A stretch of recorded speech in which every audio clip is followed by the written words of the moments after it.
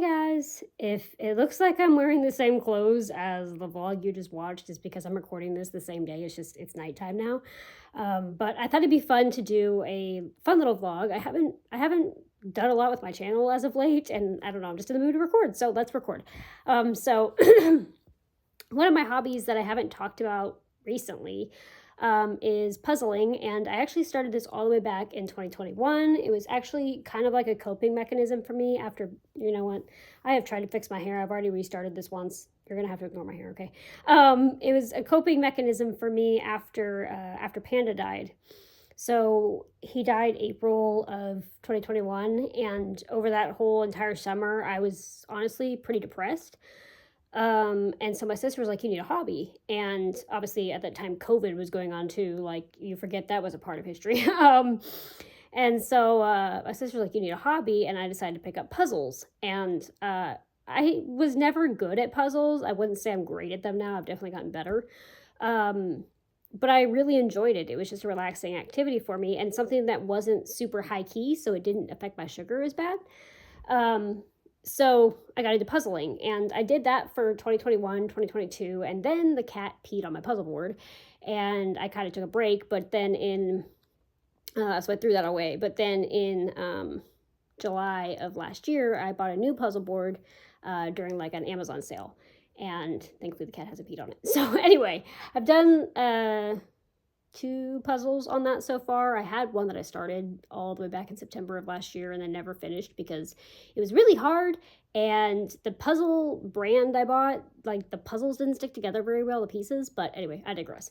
So I thought I would show you guys my new project that I just got arrived today. I've been eyeing this for a while, okay? Like months.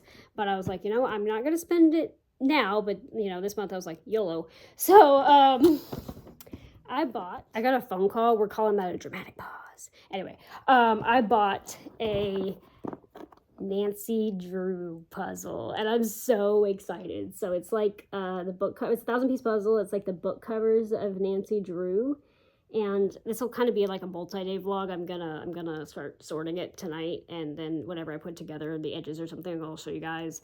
But I'm so excited. I have some of these books like on my shelf over there. If you guys don't know, I have loved Nancy Drew since I was a kid, pretty much. And I've kind of grown up with Nancy. I grew up with the books. I grew up with the games. I still play the games. I'm actively playing one right now that we have Wi-Fi. And yeah, I don't know. Nancy's like a comfort thing to me. When I was in the hospital in March for my blood sugar, and it was the whole thing, I was sitting in the hospital with the tray table playing Nancy Drew. So I say watching because I also watch the CW show. I have all four on disc. Like I'm Nancy Drew obsessed, and I'm not afraid to admit it. So it's always been a comfort thing for me. So I was excited to find not only to be able to do the puzzle, but also to frame it when I'm done. I have a hockey puzzle framed above my fish tank, which is probably not the safest place for it. But in my defense, when I put it there, the fish tank didn't exist. But yeah, I'm excited for Nancy. The part I hate about puzzles is sorting them, because I can't just I know a lot of people can just dive in the box, pull out pieces. I can't do it that way. That's why I bought a puzzle sorter with drawers. I have to sort out, okay, this color goes here, the edge pieces go here, etc., etc. It just makes it more pleasant for me, because I don't honestly maybe a 500-piece puzzle I could dig through the box, but I get frustrated. And a 1,000-piece, no way. I have to sort it. So it takes a while, but I'm gonna sit here and sort it. I'll show you guys after it's sorted. Before I do that, let me show you the other one I framed. That was one of the first puzzles that I did. Actually, I think it was the first puzzle that I did. I did that, put that together with my mom, because I'm also a hockey fan. Rest in peace, Tampa Bay Lightning, that got knocked out of the playoffs yesterday. I framed that one, and yeah, it's right above coral. But the good news is we don't have earthquakes in Florida, and if the puzzle came down, the wall came down, and then we have a lot more problems because it'd be on the fish tank anyway. So yeah. Where are you, Coral? You gonna say hi? There you are. There's Coral. He says hi. You'll have to excuse my blood sugar mess, but so this is kind of what we're working with, right? So typically I'll put the edge pieces in this one, just because it's smaller, easier.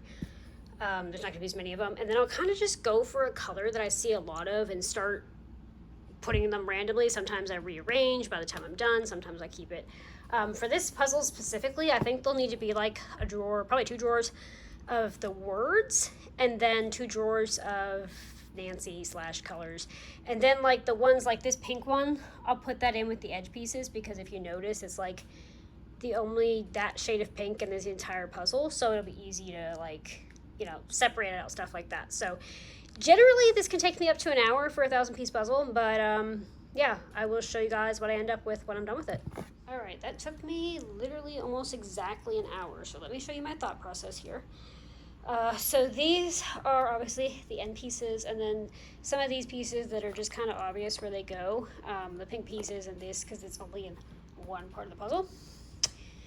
This is my dark pieces, so my dark greens, my dark blues, my blacks, that kind of thing. These are my light pieces, the wordless pieces. I'll specify that because I'm going to show you something else in a minute. These are my light wordless pieces, my whites, my pinks, my yellows, my reds, my light greens, my light blues. This is probably the heaviest drawer. This is my dark word pieces, so my dark blues, my dark greens, my blacks with words on them. And this is my light word color pieces, so my whites, my yellows, my light blues, my pinks with words on them. So that is how I ended up sorting it. Took a long time, and it does take a long time at the beginning to do all that, but it's worth it in the end. So here we go. Hey guys, it is now the evening of the next day when I am uploading this. I fully intended on coming back to you guys with my puzzle and what I'd done today, but my blood sugar has other ideas. It's just been one of those days, so pretty much not even sure if I'm gonna do it today or it'll be at like midnight, and I want to get this up. So yeah, I'll keep you guys updated on it, but I hope you guys enjoyed the previous part of this vlog and the puzzle and the sorting and all of that. And that's it for this one.